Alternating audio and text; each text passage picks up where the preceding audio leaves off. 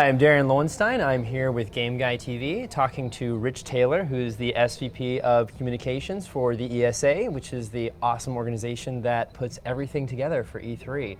So I've been coming here for, I want to say like maybe 13 or 14 years. It's been amazing to see the changes and how E3 has grown and evolved over the years. Could you give our viewers a little bit more about the history of E3?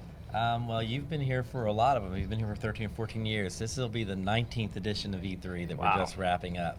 You know, it's gone through many different iterations. The key the whole time has been a showcase to unveil sort of the exciting new titles and software that's coming out. Usually a lot of the stuff will be coming out around the holiday season, but not necessarily restricted to that. The show has been as large as 75, 80,000 people, as small as 3,000 people.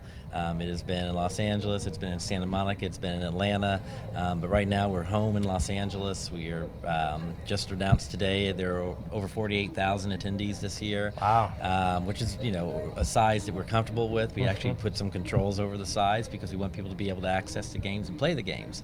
So you have about 48,000 folks, and those are made up of the exhibitors themselves, retailers from around the world, journalists from around the world, and market analysts who want to see what this amazing industry is doing next. There's so much new software that was announced. You have the new systems from Sony and Microsoft, and the fact that you know, we have around 48,000 people, you can still actually go and play the games, and you don't have to wait, you know, in a 2-hour line just to get your hands on a controller, which is awesome. And that was one of our goals. I mean, we know that if we opened the doors and said everyone who wants to come, yeah, you literally would not be able to move, let alone play a game. And so those are the kind of the tricky balancing acts we have to try and execute. And I think we've hit a happy place right now because folks here seem to be really having a great time.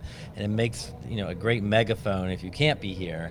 It makes it so possible to find out what's going on here because people are actually interacting with the games, giving real critiques, giving real first impressions, you know, through Twitter and they're just blaring it out to the world through traditional media and new social media tools. Well, besides organizing the biggest video game event of the entire world, which I imagine must be kind of a nightmare to do, I was wondering if you could tell me more about the Video Game Voter Network that you guys have. Oh, that's great. I'm glad you asked about that. So the Video Game Voter Network, we call it VGVN, the acronym for it, is made up of self-selected gamers who are of voting age, who want to be involved in issues that affect their ability to enjoy the games they love to play.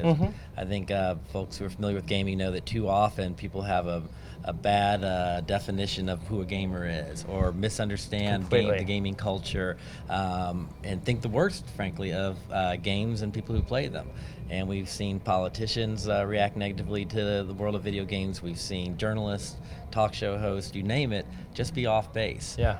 Similarly, though, there are those who do get it. And so the Video Game Voters Network is now 500,000 strong. Wow. Of 500,000 gamers who want to know when they can sound off on an issue, when they can sound off on criticism or compliments. And we've seen like real tangible examples of that. When the industry was battling cases all the way up to the Supreme Court just a couple years ago, the Video Game Voters Network was very active in reaching out to local papers, local media, explaining why video games is a healthy enterprise, why it is not the bane of society and causing societal ills, you know, from A to Z. Totally. And we've also seen them react in debates that have happened over the past year when critics have just been flat out base. I won't name specific ones, but we have seen them react. You can, but Lieberman. No. Excuse me, something in my throat that sounded like Lieberman. You know, I've gotten frustrated a lot because, you know, working in video games, so often I feel like we're sort of like the rock music equivalent, you know, of our parents' generation, where it's that easy thing to blame that people just throw out, like, oh, well, you know, the kid was playing Grand Theft Auto, blah, blah, blah. And it often, you know, video games are such a positive thing in so many people's lives. I've had so many people come up to me and be like, oh, you know, your game, I rebonded with my dad because of your video game. It happens, and you hit right on it. And the United States has a very interesting history of being terrified of new forms of media, and reacting in really outrageous ways. And it goes back to gangster films, it goes back to comic books, it goes back to jazz music and rock and roll music, as you mentioned before, when you have to shoot Elvis Presley from the waist up, because if you shoot from the waist down, you know, the seas will run with blood and there'll be fires. I mean, that hit movement could kill countries. I'm just saying. And it sounds ridiculous now, but it was literally the panic that was in place, and they were not too different from that in many ways with folks who did not grow up familiar with video games. The good news is there's a generation of parents now who did grow up playing games and don't have that kind of fear of the unknown, I guess is what it is. Totally. And so, that's one of the things that VGVN is so great about doing, is helping to, like, when they see someone who just has it wrong, help correct them. It's a real great voice and a real good megaphone for gamers to tell the good side. And like you said, there's so many good stories to be told in that way. That's right. And hopefully we're getting out of this weird reefer madness aspect of video games and going back to what it is, which is first and foremost an amazing form of entertainment. Totally. So please sign up today and keep the crazies out of our legal system from controlling games. And if you're playing tonight online and you are over 18 and you are a voter, ask your buddies to sign up too, because if every one of the 500,000 folks were to get one more person to join tonight, that would be 500,000 times 2. That's 1 million.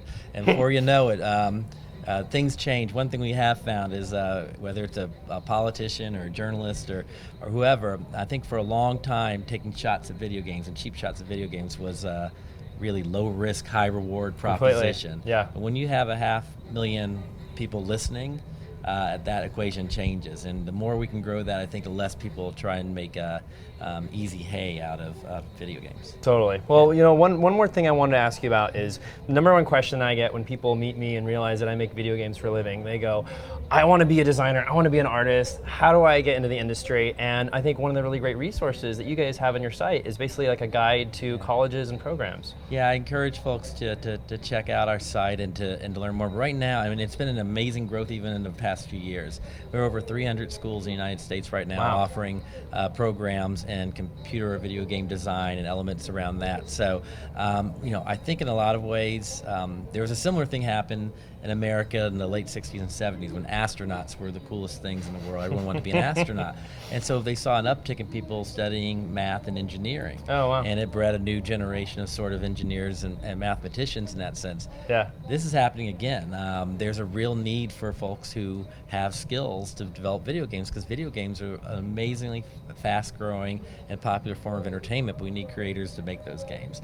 And but the good news is there are a ton of folks who want to be a part of it. I mean, out here on the floor, we have the finalists of our college gaming competition, which we asked these programs around the country, put together one game from your university and submit it as a team if you want.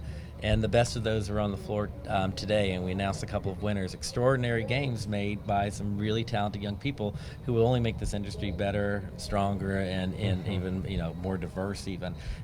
Through our foundation, Entertainment Software Association Foundation, we actually have a scholarship designed to encourage women and minority students to pursue video game programs and to help them fulfill that dream they may have, because we know as the population changes, it's really important for the industry to reflect that population, and so we want to populate it as best we can with folks who look like the population we're trying to serve. So I'm all about getting more diversity in the industry. Thank you so much for doing the show. We truly appreciate it. Thanks for your interest. Thanks for being here, and thanks for helping share the show with folks who don't have the good luck to be inside Willy Wonka's chocolate factory this week. That's a great description. Yeah. Thanks a lot. You got it, man. Thank you.